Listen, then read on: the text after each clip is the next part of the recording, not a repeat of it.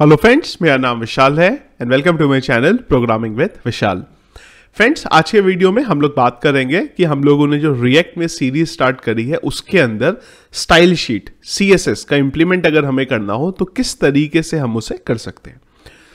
तो friends, react में हम लोग दो तरीके से सीएसएस का यूज करते हैं। या तो हम लोग इनलाइन सीएसएस का यूज कर सकते हैं या फिर हम लोग एक्सटर्नल सीएसएस का यूज कर सकते हैं, जहां पे हम लोग एक सीएसएस की फाइल बनाएंगे और उसको हमारे जो मेन जेएस की फाइल होगी उसमें इंक्लूड कराएंगे। यहां पे ध्यान रखेंगे कि जो रिएक्ट सीएसएस का यूज करता है और जो उसने बोला है, गाइडलाइन दी हुई है, उसके अकॉर्डिंग हम लोग कोशिश करते हैं कि हम लोग कंपोनेंट बेस्ड सीएसएस बना सके। अब देखिए इसका क्या मतलब है। लास्ट वीडियो में हम लोगों ने कंपोनेंट के बारे में ऑलरेडी बात करी थी। तो अगर मुझे कोई एक ऐसी सीएसएस लगानी है जो मेरे header.js के लिए है, तो उसके लिए हम लोग हेडर की सीएसएस अलग बनाएंगे। कंटेंट पार्ट के लिए है, कंटेंट की सीएसएस अलग बनाएंगे। फुटर पार्ट के लिए है, फुटर की सीएसएस अलग बनाएंगे। क्योंकि कंपोनेंट का काम ही यह है कि अलग अलग सेक्शन के लिए अपने कोड को, अपनी स्क्रीन को बेसिकली हमें छोटे छोटे कंपोनेंट्स में डिवाइड कर देना है।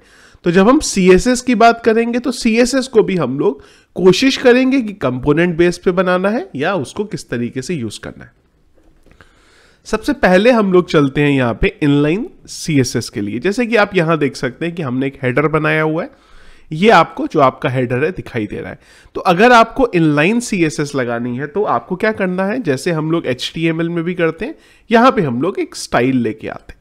इसके बाद स्टाइल में जाएंगे और हम लोग यहां पे हमारी जो भी हमें स्टाइल डालनी है वो डाल देंगे। जैसे कि कलर मैं यहां पे कर देता हूं सिंगल कोट और इसको बोल देते हैं रेड। अब देखिए क्या होगा, इस पर्टिकुलर जो हेडर का कंटेंट है वो हमारा यहां पे चेंज हो जाएगा। तो इस तरीके से आप जितनी भी अपनी इनलाइन सीएसएस लगाना चाहते हैं आप लगा सकते हैं। अब यहां पे जो सीएसएस है वो हमारी एक तो नॉर्मल, जैसे हमने एचटीएमएल में देखा था वैसे चलेगा, और एक कैमल केस में चलेगा। जैसे कि मुझे इसका जो फॉन्ट है वो चेंज करना है, तो हम लोग सीएसएस में कैसे लिखते थे, फॉन्ट साइज, और यहां पे मैं डाल देता हूं लेट्स से 30 पिक्सल। अब देखिए क्या होता है, यहां पे अगर आप देखेंगे तो अब आपको एरर आने लग गया। तो यहां पे हमें कैमल केस का यूज करना होता है। हम लोगों ने जो भी ये डैश अभी तक यूज किया था हम लोग इसको खाली कैमल केस में कर देंगे, दैट्स इट। अब देखेंगे इधर तो जो साइज है हमारा वो चेंज हो गया। तो ध्यान रखेंगे जो हम लोगों ने स्टाइल शीट में डैश का यूज करते थे वो चीज हमारी यहां पे नहीं एप्लीकेबल होगी। चलिए जी, इसको हटा देते हैं इस बार हम लोग। तो ये हमारा इनलाइन सीएसएस हम लोगों ने यहां पे देख ली। अब ऐसी इनलाइन सीएसएस आप जहां भी डालना चाहें आप यहां पे डाल सकते हैं। इसके बाद जो अगली चीज आती है हमारे पास वो ये आती है कि दो तरीके से हम लोग सीएसएस बना सकते हैं, कंपोनेंट बेस्ड सीएसएस और ग्लोबल सीएसएस। अब कंपोनेंट अगर ग्लोबल सीएसएस पे चलते हैं कि अगर आपको ग्लोबल सीएसएस बनानी है तो उसके लिए हम लोग जो हमारी index.js है इसी में सीएसएस को इंक्लूड कर लेते हैं। तो हम लोग क्या करेंगे, यहां पे जो हमारा ये एसआरसी का फोल्डर है, इस एसआरसी के फोल्डर में आके हम लोग एक नई यहां पे फाइल बना लेंगे और इसको भी बोल देंगे index.css। यहां पे ये नेमिंग कन्वेंशन का आपको बहुत इंपॉर्टेंट ध्यान रखना पड़ेगा। तो हम लोग जब सीएसएस बनाते हैं तो हम लोग कोशिश करते हैं कि जो हमारी जेएस की फाइल है उसके करस्पॉन्डेंसी सीएसएस को रखें जिससे हमें इजीली पता चल जाए। तो index.css हम बनाएंगे जब हमें ग्लोबल सीएसएस बनानी होगी।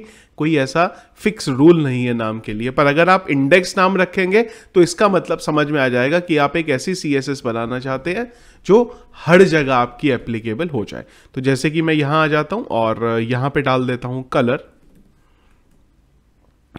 कलर से पहले हम लोग एक काम कर लेते हैं, हमने एक क्लास या कुछ ऐसी कोई चीज ले लेते हैं। तो मैं अभी के लिए बॉडी डाल देता हूं, बॉडी, और यहां मैं डाल देता हूं कलर और हम लोग बोल देते हैं रेड।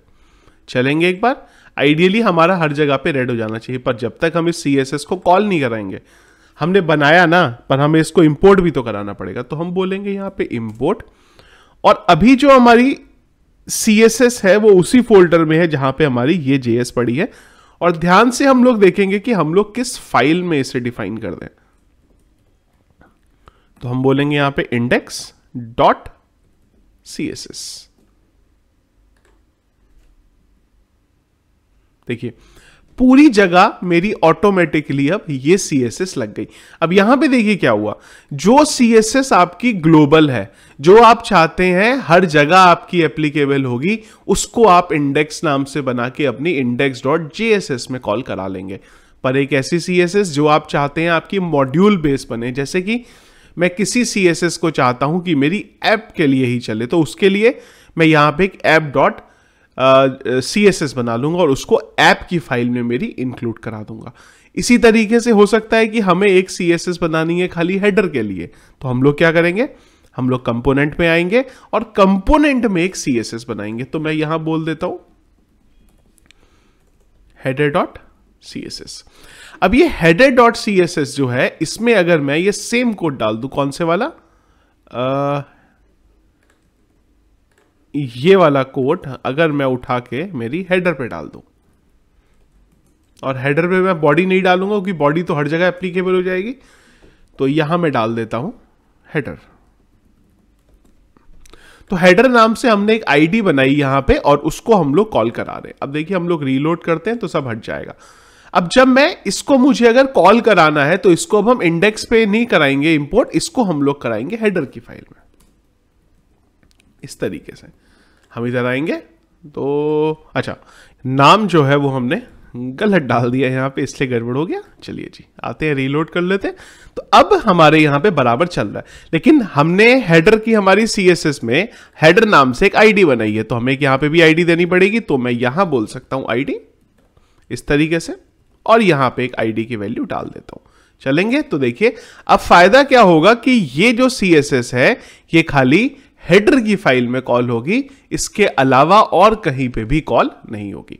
सो इस तरीके से अगर आपको CSS को यहां पे यूज करना है तो आप यूज कर सकते हैं React.js के अंदर यहां। चलिए जी, तो इसके बाद अब अगली चीज हम लोग एक और देखते हैं कि अगर इसी CSS को, ये जो हम लोगों ने हेडर के लिए बनाई है, अगर इसी को हमें कॉल कराना होगा हमारे किसी और में मतलब किसी और कंपोनेंट के अंदर, तो वहां पे फिर हम लोगों को सेम नाम के CSS का यूज करना पड़ेगा। लेकिन रिएक्ट ये बोलता है कि आपको जो कोड है आपको अगर कोई वेबसाइट बनाने जा रहे हैं आप, तो अपनी वेबसाइट को छोटे छोटे कंपोनेंट्स के अंदर ब्रेक करिए। अब अगर आप कंपोनेंट्स के लिए ब्रेक करेंगे तो हर किसी के लिए अलग ही CSS आपको बनानी पड़ेगी। एक चीज और देखते हैं, हम लोगों ने एक तो देख ली इनलाइन CSS, इंटरनल CSS एक हमारी रह गई, एक्सटर्नल हमारी ये वाली हो गई। तो एक बार मैं आपको ये भी बता दूं क्या डिफरेंस होता है। एक्सटर्नल CSS मतलब हम लोग एक किसी दूसरी फाइल में CSS रखा है उसे कॉल करा रहे हैं। इनलाइन CSS मतलब जब हम लोगों ने इस डिव के अंदर ही स्टाइल लिख दिया था। अब एक काम हमारा और भी हो सकता है, और वो ये है कि अगर हमें इंटरनल CSS बनानी हो तो वो हम लोग कैसे करेंगे। तो देखिए हम लोग क्या कर सकते हैं, एक वेरिएबल बना लेते हैं कॉन्स्ट नाम से, और इस एक वेरिएबल का नाम ले लेते हैं लेट्स से HCSS। H का मतलब है यहां पे हेडर CSS से है मेरा, और इसमें मैं मेरी जो CSS की प्रॉपर्टीज है वो असाइन कर सकता हूं। जैसे कि मैं यहां पे डाल देता हूं कि जो मेरा फॉन्ट का साइज है वो लेट्स से हो जाए 20 पिक्सल, कुछ इस तरीके से। इसके बाद इसको सिंगल कोट में ले लेते हैं। इसके बाद मुझे कुछ और करना है, लेट्स से मुझे जो बैकग्राउंड कलर है BACK बैकग्राउंड कलर, ये मुझे कर देना है ब्लू। कुछ इस तरीके से अगर मुझे दो चीजों को एक साथ डालना है तो हम क्या करेंगे, तो हम क्या कर सकते थे, यहां पे स्टाइल डाल देते, और ये जो हमने ऊपर वेरिएबल बनाया है ये वेरिएबल को हम लोग इधर डाल देंगे। ध्यान रखेंगे हमने किस ब्रैकेट्स में इसे डाला है। अब इधर आएंगे और देखिए ये भी आपके CSS लग गई। तो अगर आपको इनलाइन CSS लिखना है इसी में आप लिख सकते हैं। अगर आपको इसी पेज के अंदर अपना इंटरनल CSS किसी वेरिएबल को बना के कॉल कराना है आप ये भी करा सकते हैं, और अगर आपको सेपरेट फाइल बनानी है वो भी करा सकते हैं। अब अगर ये वेरिएबल को मैं किसी और में यूज करूं, लेट्स से मैं फुटर में यूज करूं, मैं सेम टू सेम चीज यहां भी डाल देता हूं। इसे कॉपी करते हैं और इसे कॉल करा लेते हैं। तो अब ये यहां नहीं चलेगा, क्यों? क्योंकि ये जो हमने वेरिएबल कॉल करा है ये हम लोगों ने हेडर की फाइल में डिफाइन किया था। तो जिस फाइल में आपने इसे डिफाइन करा है तो उसी में लगेगा। जैसे कि हमारी, अगर आपने HTML पढ़ा है तो आपको पता होगा कि इंटरनल CSS जो होती है किस तरीके से चलती है। जिस फाइल में लिखी है उसी फाइल में वो एक्सेसिबल है। ग्लोबल बनानी है तो फिर आप सीधा के सीधा index.css जो आपकी है उसमें इंक्लूड करा सकते हैं, index.js में इंक्लूड करा सकते हैं index.css को, तो वो आपकी ग्लोबल CSS के बेस पे काम करने लगेगी। तो इस तरीके से हमारे पास अलग अलग मेथड है CSS के यूज करने की। आई होप CSS अब आपका यहां पे क्लियर हो गया होगा किस तरीके से आपको इसको यूज करना है। तो ये था फ्रेंड्स हमारा आज का वीडियो, एक quick video regarding style sheet and CSS। तो वीडियो फ्रेंड्स अगर आपको पसंद आया तो इसको लाइक और शेयर जरूर करिएगा। चैनल में अगर आप नए हैं और आगे भी मेरे वीडियोस देखना चाहते हैं तो जरूर हमारे चैनल को सब्सक्राइब कर लीजिएगा। Thank you.